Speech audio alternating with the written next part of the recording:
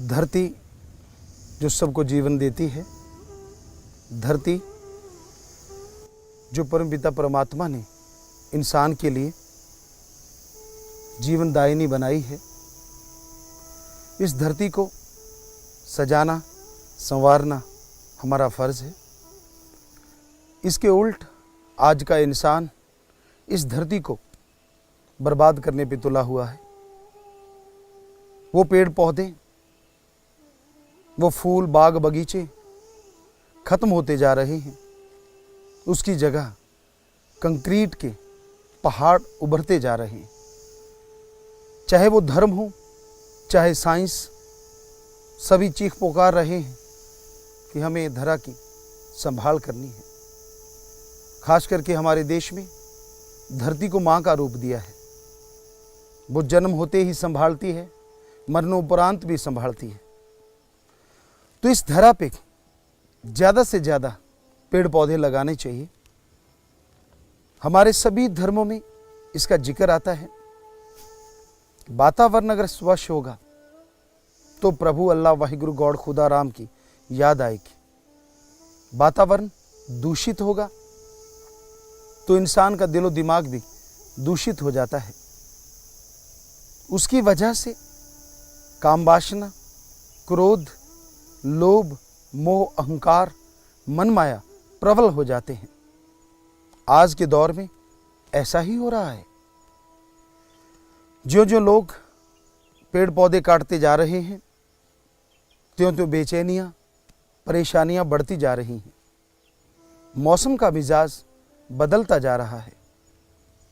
बेमौसमी बरसात होती है, फसलें तबाह बर्बाद हो जाती हैं। और जब मौसम है, बरसात नहीं होती तो फसलें सड़ जाती हैं। एक तरह से अगर यह माने कि धरती माँ का गुस्सा है तो वाकई सच है, ऐसा ही प्रतीत होता है। हम सबका फर्ज है इस धरती को साफ करें और इस धरती को सजाएं, संवारें। धरती को संवारने के लिए धरती के गहने हैं, उस पे सुंदर पेड़ पौधे लगाए जाएं। और धरती को सजाने के लिए जरूरत है धरती पे गंदगी ना फैलाएं। एक कहावत मशहूर है, कुत्ता जब आके बैठता है तो वो पूंछ मार के धरती साफ कर लेता है। चाहे वो किसी और कारणवश पूंछ मारता हो, लेकिन दिखने में तो यही लगता है कि वो अपने बैठने की जगह साफ कर रहा है। और इंसान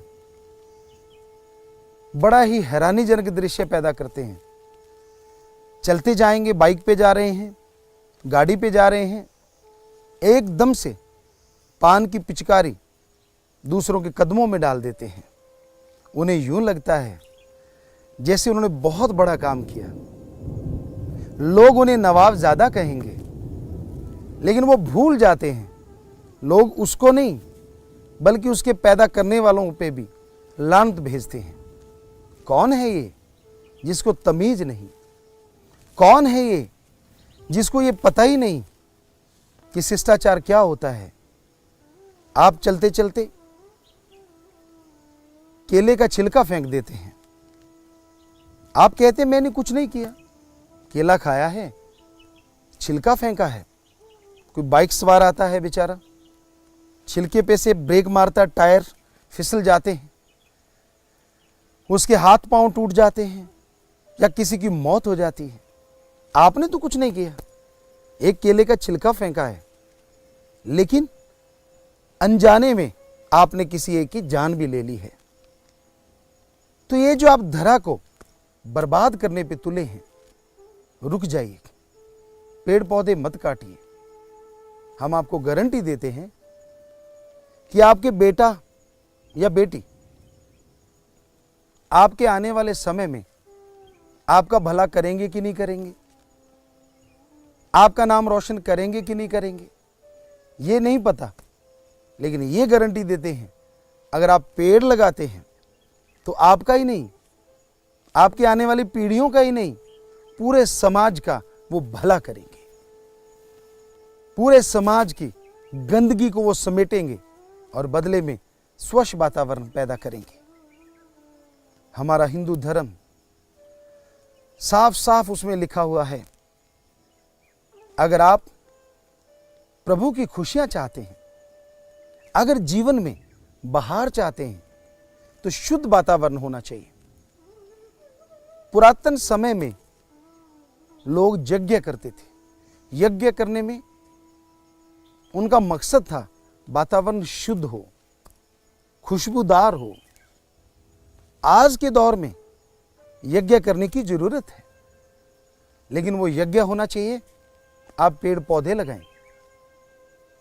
आप कोई भी खुशी मनाते हैं, अपना जन्मदिन, अपने बेटे का जन्मदिन, मैरिज एनिवर्सरी, या अपने माँ बाप के लिए कोई खुशी का क्षण, तो उस समय में अगर आप एक पेड़ लगा के उस खुशी की शुरुआत करें, यकीनन वो आपकी आने वाली पीढ़ियों के लिए खुशियां बरकरार रखने वाला पहरेदार बन जाएगा। तो इस धरती पे गंदगी नहीं फैलाना, यह हमारे धर्मों में भी मना किया गया है।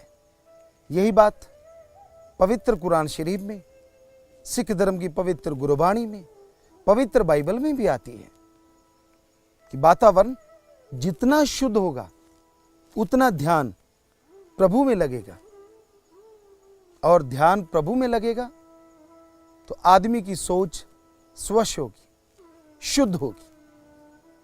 सोच का ही तो चक्कर है। आज लोग बात बात पे गुस्सा कर जाते हैं, पता ही नहीं चलता कब बेटा बाप को खत्म कर दे, पता ही नहीं चलता बेटा कब मां को गालियां दे और मार दे। तो ये सारा इसका कारण एक ये भी है कि वातावरण दूषित होता जा रहा है। दूषित वातावरण में अगर आप सांस लेंगे तो नेचुरली विचार भी दूषित होंगे। दूसरा कारण है कि फसल लेने के लिए जमींदार, किसान भाई बहुत ज्यादा रसायनों का प्रयोग करते हैं, केमिकल्स डालते हैं जो खाने में आते हैं, और वो इंसान के लिए जहर है। हमारे पूर्वज ऑर्गेनिक खाना खाते थे, और हम आपको सच कहते हैं, हम अभी कुछ साल पहले राजस्थान में गए, खुद भी राजस्थान में पैदा हुए, तो हमने ऐसे गांव अब भी देखे कहीं कहीं, यहां आरएमपी डॉक्टर भी नहीं होता। उन लोगों से पूछा, आपके गांव में कोई डॉक्टर ही नहीं है? कहने लगे जी हम बरानी यानी ऑर्गेनिक भोजन खाते हैं। बरसात होती है, भोजन आ गया, खाते हैं, संभालते हैं, तो हमारे रोग होते ही नहीं। बहुत कम रोगी होता है कोई, वो भी देसी नुस्खे, घरेलू चीजें देके उनको ठीक कर लिया जाता है। और जबकि आज शहरों में यहां केमिकल रसायन ज्यादा डल रहे हैं, वहां बड़े बड़े महानगरों में ये देखने में आता है कि बीमारों की लाइनें लगी होती हैं। लोग ये समझते हैं कि जो जितना चमकदार फ्रूट होगा, चमकदार सब्जी होगी, वो उतनी ही अच्छी होती है। उन्हें नहीं मालूम इसको चमकाने में पता नहीं कितने उपाय किए जाते हैं। पहले तो बहुत सी स्प्रे की जाती है, जहर डाला जाता है ताकि उसमें कीड़ा ना लगे, कोई सुंडी ना लगे, तब जाके वो स्वस्थ रह पाता है। फिर उसके ऊपर वैक्स से पॉलिश किए जाते हैं, जो फ्रूट होते हैं, सब्जियां होती हैं, उनको चमकाने के लिए। तो ये सबके सब जो उपाय किए जाते हैं, ये एक तरह से इनडायरेक्ट पॉइजन है, जहर है। तो आज लोग उस जहर को पीते हैं, खाते हैं, तो बीमार हो जाते हैं, विचार भी बीमार हो जाते हैं। काम वासना, बात बात पे गुस्सा आना, कहते हैं ना गुस्सा नाक पे रहता है, लेकिन आज के दौर में नाक से भी नीचे आ गया है, यानी बिल्कुल तैयार है लड़ने को कोई किसी से भी। ये सब खान पान का असर है। उत्तेजना पैदा होती है, बलात्कार हो रहे हैं, लड़ाई दंगे फसाद हो रहे हैं, इनका एक कारण धरती का प्रदूषित होना भी है। इसलिए धरा को प्रदूषित मत कीजिए, ऑर्गेनिक खाइए, ऑर्गेनिक पैदा कीजिए। ऑर्गेनिक फसल का रेट दूसरी फसल से ज्यादा रहता है। थोड़ी फसल कम हो सकती है, लेकिन उतने ही भाव ज्यादा मिल जाते हैं। तो इसको समझाना है और समझना है। इस धरा पे गंदगी ना फैलाएं। जिस तरह से आप अपनी रसोई को साफ करते हैं, जिस तरह से आप अपने बेडरूम को साफ करते हैं, उसी तरह से घर का थोड़ा आगे पीछे साफ सुथरा कर दीजिए। अगर हर कोई ऐसा करेगा, हमें लगता ही नहीं शहर में, कस्बों में, गांवों में कोई गंदगी फैलेगी। आप टॉफी खा रहे हैं, आप भुजिया खा रहे हैं, तो वो लिफाफे जो हैं चलते चलते आप रोड पे फेंक जाते हैं। खा आप रहे हैं तो संभालना भी आपका फर्ज है। एक छोटा सा पॉलीथीन पेपर ले लीजिए या कपड़े के बनाया हुआ कोई भी एक लिफाफा या थैला ले लीजिए। आपका जो कचरा है उसमें डालते जाइए और कहीं भी कचरेदान आए उसमें रख दीजिए। ये धरा की सफाई में अहम रोल अदा करेगा। चलते चलते आपका जहां दिल करता है आप थूक जाते हैं, चलते चलते यहां आपका दिल करता है आप सामान फेंक देते हैं। तो भाई, ये जो आप धरती को गंदा कर रहे हैं, इसका नतीजा भी आप भोग रहे हैं और जरूर भोगेंगे। भगवान से प्रार्थना यही है कि ये नतीजा आपको भोगना ना पड़े। इसलिए हमने ये मुद्दा उठा रखा है, हो पृथ्वी साफ मिटे रोग अभिशाप। इसके तहत हम जगह जगह जाके धरा को साफ कर रहे हैं। पूरी दिल्ली को हमने सेवादारों ने मिलके, धन्य है ऐसे सेवादार जो दूसरों की गंदगी उठाते हैं, सिर्फ 16 घंटे में पूरी दिल्ली को साफ कर दिया। सो लगातार ये अभियान जारी है। गंगा जी को ऋषिकेश से लेकर रुड़की तक साफ किया 7 लाख लोगों ने। हम सब ने मिलकर जब सफाई की तो 11,000 मीट्रिक टन कचरा उसमें से निकला सिर्फ 7 घंटे में। तो इस तरह पूरी धरा को साफ करने के लिए हमने बीड़ा उठा रखा है और आपसे हाथ जोड़ के प्रार्थना करते हैं, जो भी आप देख रहे हैं, जो भी आप सुन रहे हैं, आप भी हमारा साथ दीजिए। पूरी धरा को साफ करना है, इस धरती मां को श्रृंगारना है, संवारना है। तो अगर आप साथ देंगे, यकीनन बहुत फायदे होंगे। शायद आपको मालूम नहीं, हम आपको बताना चाहते हैं, जब दिल्ली को साफ किया उससे पहले डेंगू बुखार के लगभग 12,000 केसेज आए थे और जब हमने वो सफाई की सबने मिलके, उसके बाद अगले साल वो केसेज 600 रह गए।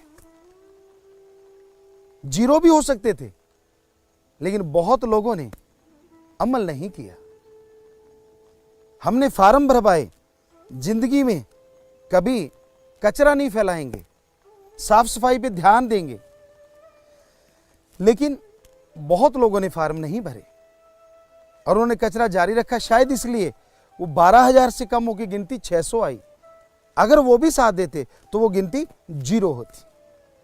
आप कचरा फैलाते हैं, इनडायरेक्टली आप अपने बच्चों के लिए विष पैदा करते हैं। उस कचरे से बैक्टीरिया, वायरस पैदा होते हैं जो बदहजमी, उल्टियां लग जाना, बुखार होना, शरीर के बहुत से रोगों का कारण है। वहां पैदा हुए बैक्टीरिया, वहां पैदा हुए वायरस। इसलिए ये बहुत जरूरी है कि आप सफाई का ध्यान रखें। जिस तरह से बहुत लोगों को सजने संवरने का शौक होता है, सुबह नहाना चाहिए। कई कहते गुरुजी धर्मों में क्यों लिखा है नहाना? धर्मों में नहाना नहीं लिखा, धर्मों में लिखा है आप एक तरह से नींद उड़ाएं, हाथ धो लें, मुंह धो लें, लेकिन शरीर में से अगर बदबू आती है तो नहाना जरूरी है, क्योंकि जब ध्यान में बैठते हैं तो पहला श्वास बॉडी के पास से आता है, और शरीर में से कोई भी पसीने की या किसी भी तरह की स्मेल आ रही है, बदबू आ रही है, तो उससे आपका ध्यान भंग होगा। आप ईश्वर की भक्ति नहीं कर सकते, अल्लाह गॉड खुदा वाहिगुरु को याद नहीं कर सकते। तो इसलिए नहाना जरूरी है, सफाई रखना जरूरी है।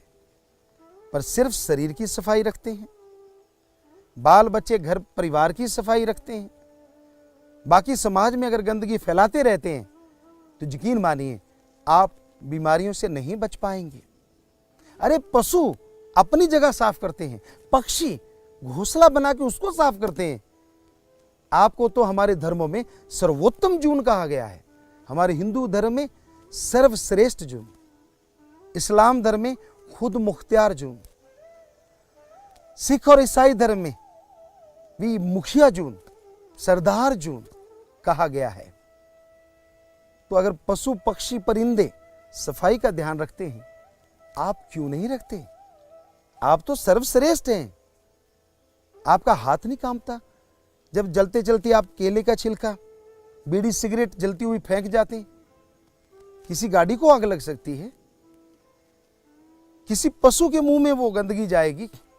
पॉलीथीन फेंक देते हैं, उसमें लपेट के आप कचरा फेंक जाते हैं, पशु उसे खाता है और वो मर जाता है। सिर्फ आपकी एक छोटी सी गलती के कारण कितने लोगों को नुकसान होता है। तो आपसे हाथ जोड़ के यही गुजारिश बारंबार करते हैं कि आप इस धरती को साफ सुथरा रखें, ताकि आने वाला समाज स्वस्थ हो, आने वाली पीढ़ियां स्वस्थ हों, आपके बेटे पोते नाती जो भी आए वो स्वस्थ हों। और धर्मों में यही लिखा है, वातावरण अगर शुद्ध होगा तभी प्रभु की प्राप्ति होगी। अगर वातावरण का शुद्धिकरण करोगे तभी ओम हरि अल्लाह गॉड खुदा रब वाहिगुरु ईश्वर से मिलोगे। इसलिए आपसे गुजारिश, हम लोगों ने अभियान चलाया, सफाई महाअभियान, उसके साथ साथ पेड़ लगाने का महाअभियान शुरू किया। और जब ये शुरू किया, मात्र 8 घंटे में पूरे वर्ल्ड में लगभग 68 लाख पौधे लगा दिए गए, और जिनमें लगभग 70% से 80% के बीच में पौधे ज्यों के त्यों हैं। आप पौधा लगाएं, फोटो करवा लें, कोई हर्ज नहीं, लेकिन यहीं पे कहानी खत्म ना करें। जैसे आप अपने बेटे का पालन पोषण करते हैं, अपने बच्चों का, अपनी बेटी का पालन पोषण करते हैं, उसी तरह आप पेड़ लगाएं, पेड़ का पालन पोषण कीजिए। एक बार पालन पोषण आपको करना पड़ेगा, एक बार जब वो बड़ा हो गया तो आपके पूरे परिवार का, आने वाली नस्लों का, पीढ़ियों का पालन पोषण करता रहेगा।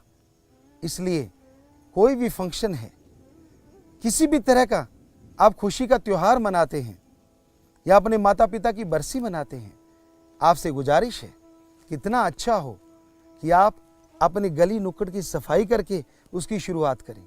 कितना अच्छा हो आप एक पेड़ सुंदर सा लगा के उसकी शुरुआत करें। हम ऐसा ही करते हैं।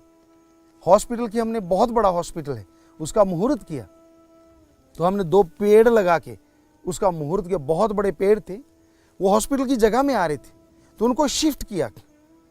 उसका भी तरीका हमने बना रखा है जो आपको दिखाएंगे। तो हमने उनको शिफ्ट करके बिल्कुल हॉस्पिटल के गेट के आगे लगा दिया और उससे मुहूर्त किया। आप क्यों नहीं कर सकते? छोटा सा पौधा पॉलीथीन में या किसी भी जगह से गमले में लेके आइए और उसको अपने घर आंगन में कहीं भी लगा दीजिए। यकीन मानिए वो आपका एक साथी हो जाएगा, ऐसा साथी जो आपकी हर बात सुनेगा, तकरार नहीं करेगा। ऐसा साथी जो आपका ही नहीं, आपकी पीढ़ियों का, आपकी औलाद का साथ देगा, पूरे समाज का साथ देगा, और आपको खुशियां आएंगी, परिवार को खुशियां आएंगी और सारे समाज में बहारें छा जाएंगी। तो आपसे यही विनती कि आप पेड़ पौधे लगाएं, धरती की सफाई का ध्यान रखें। भगवान आपको बेइंतहा खुशियां दें। भगवान से, प्रभु से आपके लिए प्रार्थना करते हैं और आपको आशीर्वाद कहते हैं।